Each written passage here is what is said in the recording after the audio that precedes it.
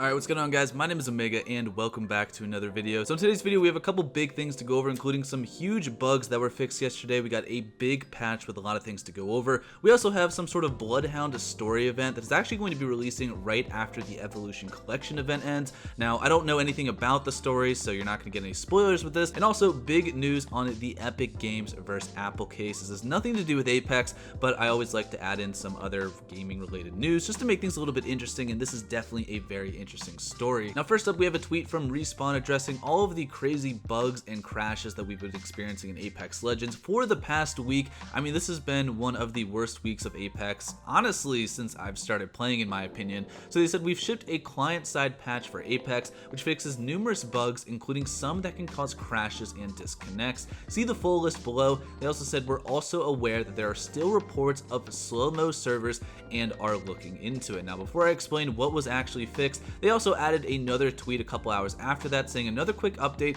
we've pushed some server-side changes that should solve issues with slow-mo servers and poor performance. Give it a try and let us know what you think. So when I played today, I didn't really experience any of the same problems that I was experiencing the last couple of days, so hopefully for the most part these issues have been fixed. One of the big problems that was happening is that many people were experiencing freezing and crashing within Apex, and apparently the developers found out that this was due to epic banner poses crashing the game, or at least freezing your side of the game. It would only happen if you actually had an epic banner pose equipped. I'm not sure if that was the only problem, but apparently developers said that was one of the big ones. As you guys can see right here, they fixed a crashing error sometimes caused by equipping animated banner poses. They also fixed being unable to hold to swap from an equipped red Evo armor to a gold armor if red Evo armor had more health. They also fixed an exploit that allowed Pathfinder to melee far faster than intended, as well as some other miscellaneous stability fixes, including fixing some errors that can cause disconnections. And in this patch, we also got some bug fixes for Rampart, who is pretty broken after her recent buff. So they fixed being able to regenerate ammo for Sheila by meleeing. They also fixed players being able to reduce Sheila's bullet spread by crouching, added transition animations for Rampart's heirloom when the weapon is inspected while Rampart is sprinting, as well as stability fixes. And they also fixed some various things with private matches. So let me know if you guys have noticed any big changes within Apex Legends. I mean, there's still a lot of bugs going on. One of the ones that I've seen is not actually being able to charge up the rampage,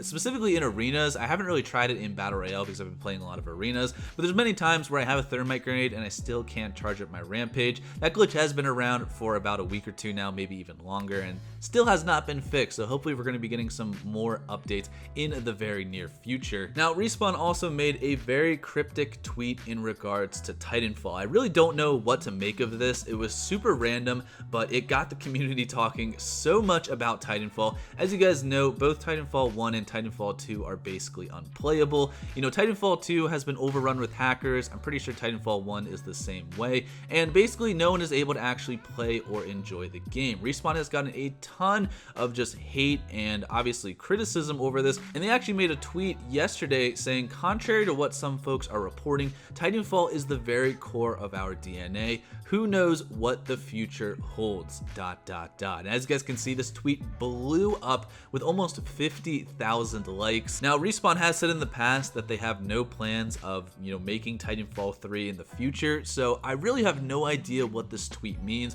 The only thing that I can think of is that they're going to continue to bring more aspects of Titanfall into Apex Legends. I mean, obviously, Blisk and Ash are like some big characters from Titanfall, but are also like side characters in Apex Legends. We've also had Valk, whose dad is Viper from Titanfall. Mirage's brothers were also from Titanfall as well. So I don't know if they're going to bring more Titanfall story into Apex. Personally, I would love like a 6v6 deathmatch style mode in Apex Legends where you can actually create your class and it's not based around like the arena's currency system. But this tweet could also mean that maybe they're actually going to try and focus on fixing both of the Titanfall games. Maybe they might make some kind of like remastered version, kind of like what Call of Duty did. I really have no idea. There really wasn't any more explanation to this tweet besides the fact that it blew the hell up. And maybe this is all for just PR.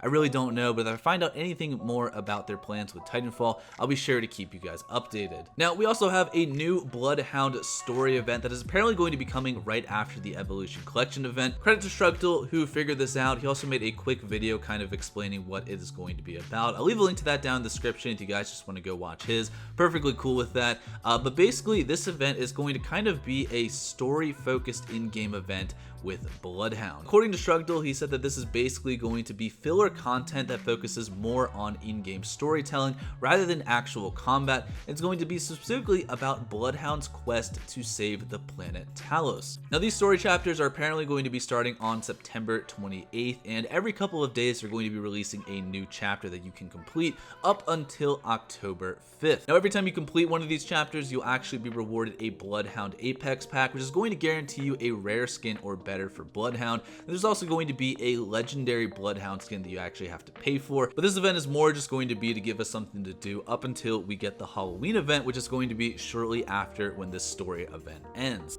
Now, the last topic in today's video actually has nothing to do with Apex Legends, but it's a very interesting story in regards to the Apple versus Epic Games lawsuit. And actually, this kind of might have some implication to Apex Legends, considering that they have a mobile game coming out very soon. We're going to talk about all of that and more in the last part of today's video. So for those of you guys that haven't heard of the Apple versus Epic Games lawsuit, it's actually something that I think I talked about in a video a couple of months ago. And this lawsuit basically started a while back when Epic Games had promised its mobile users a discount on Fortnite coins, or whatever they call it in Fortnite, if they had bought their in-game currency through Epic Games and not through the Apple App Store. Now, this went completely against Apple's policies, as any game developer who has a game on the Apple App Store requires to pay Apple a 30% commission of any sale made through their game. And when Apple found out about this, they basically removed Fortnite developers from the App Store. Now, apparently Fortnite is still on the App Store,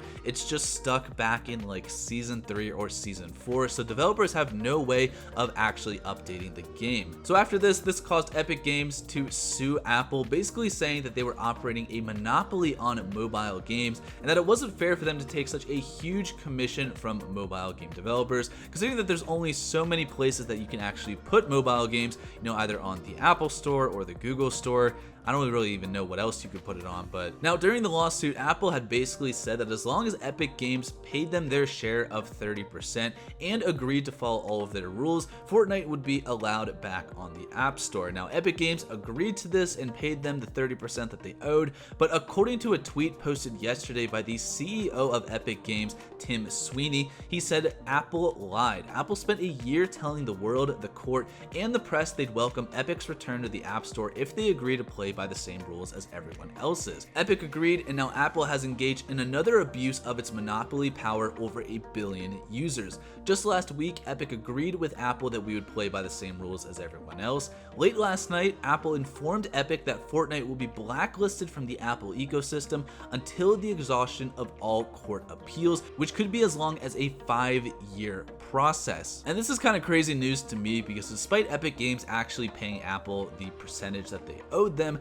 Apple is still, kind of toying with them and basically saying that they might wait 5 more years until they actually allow Fortnite back on the App Store. Now, apparently this is going to lead to another trial happening next week, where a judge is actually going to decide if Apple is forced to allow Epic Games access to the App Store, or if the judge is going to agree with Apple and keep Epic Games blacklisted for the next 5 years. So this is really interesting, considering that Apex Mobile is starting to come out. If it actually happens where Fortnite cannot get access to the Apple App Store in the next year or two, that might be super big, especially since, like I mentioned before, Apex Legends is hopefully coming out with a full version of their mobile game very soon. But again, with all of the bugs and the crashing that's been going on with Apex Legends and all of the backlash they've been getting, I'm not sure how good the full mobile game is actually going to be. But let me know what you guys thought of today's video. Let me know your thoughts on all of the Apex Legends news, as well as what's going on with Epic Games and Apple. I'll continue to talk about it if you guys want me to. I got some good responses when I talked about this the first time, so I think it's pretty interesting. And the fact that they're going to court again next week and they're going to make a decision about this is some pretty big news. So hopefully you guys enjoyed today's video. I will see you on the next one. Have a great day. Peace out.